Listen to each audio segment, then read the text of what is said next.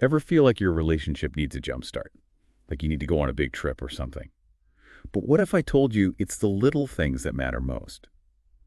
Today we're diving deep into the power of tiny habits, those little things we do every day that can make or break our relationships. And to guide us on this journey, we have Amjad Izhar's insightful blog post, 16 Small Acts, Big Impact, Habits that Keep Relationships Thriving. And what's so great about Izhar's approach is that he doesn't just rely on his own experiences, he brings in expertise from renowned relationship therapists and researchers. Exactly. So we're getting a double dose of wisdom here. Yeah. And he kicks things off by talking about communication, which makes sense, right? Yeah. But I was struck by his emphasis on those little check-ins throughout the day. Quick text, how was your day kind of thing. It seems so simple, but those small gestures speak volumes. It's like we're constantly sending out these little bids for connection without even realizing it, just looking for those little reassurances that our partner is still there, still tuned in. It's like a little love tap throughout the day. Even if you're apart, they're thinking about you. I know I felt that. And speaking of feeling loved, Izhar ties these check-ins to the 5 love languages. Ah, yes, the 5 love languages. I'm sure a lot of our listeners are familiar, but for those who need a refresher, could you break it down for us? Well, basically it boils down to the fact that we all give and receive love in different ways. Some people thrive on words of affirmation, while others value acts of service or quality time. Right, so those little check-ins, those little gestures of appreciation can be even more powerful if they're tailored to your partner's specific love language. Okay, ready for another simple yet surprisingly impactful habit? Hit me with it. Izhar highlights the importance of daily greetings. I'll admit, I've been guilty of just kind of grunting a hello or goodbye on my way out the door. It's easy to let those little moments slip away, especially when life gets hectic. Totally. But why do you think they matter so much? Well, think about how you feel when someone greets you with genuine warmth and enthusiasm versus a distracted, hey. It sets a completely different tone. Dr. Stan Tatkin, author of Wired for Love, talks about how these micro-interactions create a sense of safety and security within a relationship. It's like making little deposits into your emotional bank account, right? Yeah. Exactly. Those small gestures of warmth and connection, they add up over time, creating a reserve of goodwill. I love that analogy. Okay, get ready for this next one because it really surprised me. Izhar talks about the importance of going to bed at the same time as your partner. Oh, I love this one. Now, I know schedules can be tricky. Sure. But hear me out on this. Absolutely. It's not about being rigid. It's about recognizing the power of those shared moments. Picture this. You're both settling into bed, even if it's just for a few minutes. The lights are dimmed. The day's chaos is fading away.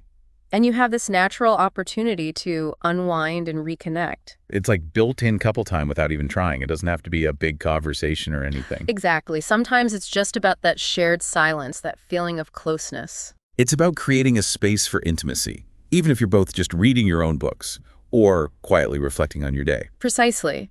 That shared silence can be incredibly bonding. Okay, so we've talked about communication and those little moments of connection before bed. But let's get real for a second. What about those kind of tough conversations that can pop up? Like finances. Yeah, money's always a tricky one. Not exactly the most romantic topic. Right. But what if I told you that planning your budget together could actually be like an act of love? Okay, you've got my attention. How so? Well, think about it. When you and your partner are on the same page financially, it really cuts down on stress and arguments later. Dr. Terry Orbuch, who wrote 5 Simple Steps to Take Your Marriage from Good to Great, found that being open about money is a big part of whether couples are happy together. That makes a lot of sense. When you're both in the know about the money situation, you can make smart choices as a team, work towards those shared goals, and avoid those nasty surprises that can lead to resentment. It's about that feeling of we're in this together, right? Absolutely. It's about teamwork. Yeah. And that idea of teamwork, it's important in other parts of a relationship too. Izhar talks about sharing household chores. I know. It's a little boring, maybe. Maybe, but it's important. Well, and it's funny you mentioned that. I was reading just the other day about how splitting chores is a huge source of conflict for couples. It comes down to fairness, doesn't it? Exactly. No one wants to feel like they're stuck doing all the work while their partner gets to relax. It's about creating that sense of balance, that shared responsibility. Right. And it's not just about avoiding fights over whose turn it is to wash dishes. Dr. John Gottman, remember him? Of course, yeah, his book, The 7 Principles for Making Marriage Work. Yes.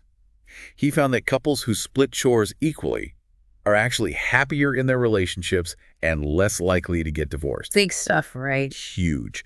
So those little acts of teamwork, that consideration, they make a big difference in the long run. They really do. It's about building that sense of mutual support and appreciation.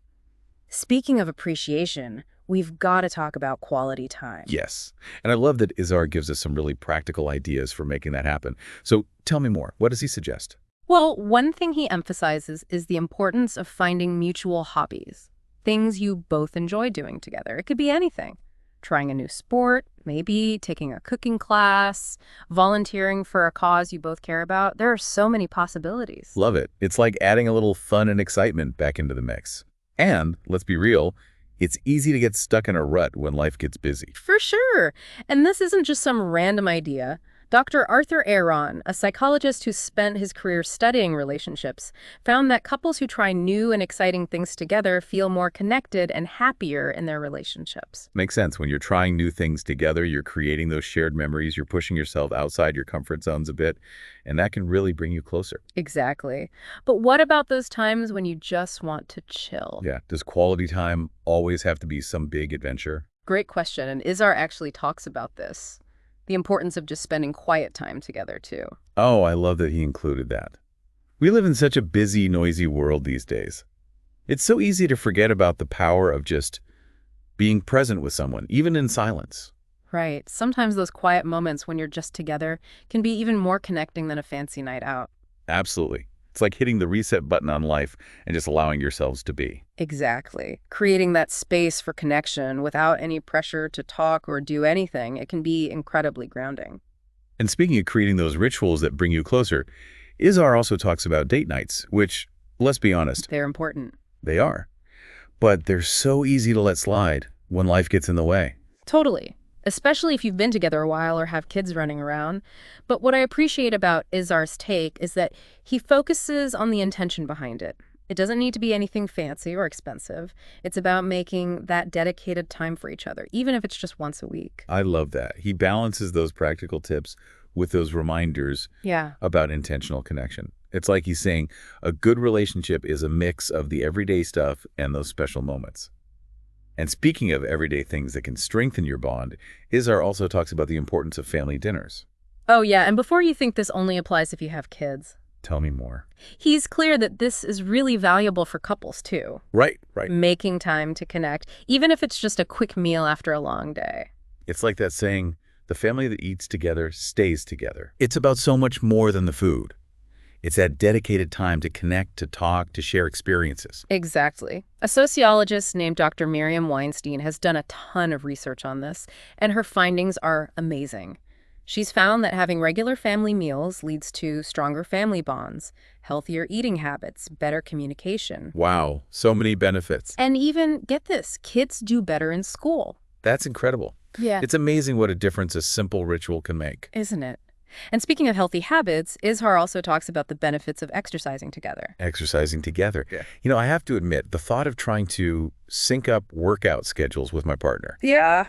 that feels like a whole other level of relationship management. It can definitely be an adjustment, especially, if you're used to doing your own thing when it comes to fitness. But what if I told you that working out together could actually make those workouts even better for both of you?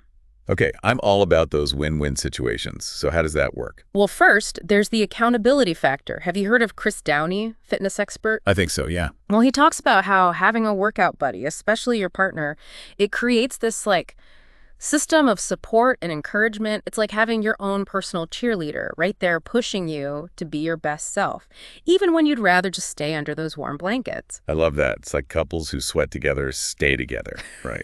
Exactly. Plus, it's just more fun to celebrate those fitness wins with someone, no matter how big or small. Absolutely. And it's not just about the physical benefits either. Sharing those endorphins, it can really boost your mood, even strengthen your emotional connection. So it's like this positive feedback loop. You're healthier, happier, and closer as a couple. I like it. Exactly. Okay, so we've covered a lot today, from communication to connection rituals, from finances to chores, quality time, even hitting the gym together. Izhar really doesn't hold back. He covers it all, that's for sure. But he doesn't just, leave you hanging with a to-do list. He also talks about how important it is to handle disagreements in a healthy way, Because, let's be real, Arguments happen. oh, they do. In every relationship. Even the best ones. Exactly. It's not about never disagreeing. It's about how you handle those disagreements. So it's about choosing to approach those arguments with respect and with the intention of understanding each other. Yes. And you know those tiny habits we've been talking about? Yeah. They become even more important in those moments when things get a little heated. Remember Dr. Gottman and his research on repair attempts? Yes. Those little things you can do to de-escalate a conflict before it blows up. Exactly, like softening your tone a bit, really trying to see things from your partner's point of view, maybe even using a little humor at just the right time. It's about remembering you're on the same team. Even when you're not seeing eye to eye on something. So it's about choosing to see disagreements as opportunities to learn and grow together, not like some kind of battle that has to be won. Right. You got it. And that's what's so great about Izhar's approach. He reminds us that building a strong, loving relationship, it's not about those big, sweeping gestures.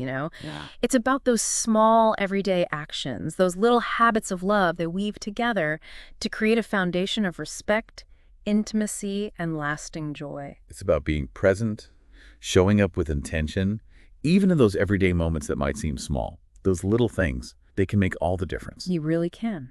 And with that, we hope you enjoyed our deep dive into Amjad Izhar's 16 Small Acts, Big Impact, habits that keep relationships thriving. Don't forget to check out the full blog post. We've got the link for you in the show notes. And until next time, remember, even the smallest gestures of love and connection can make a world of difference.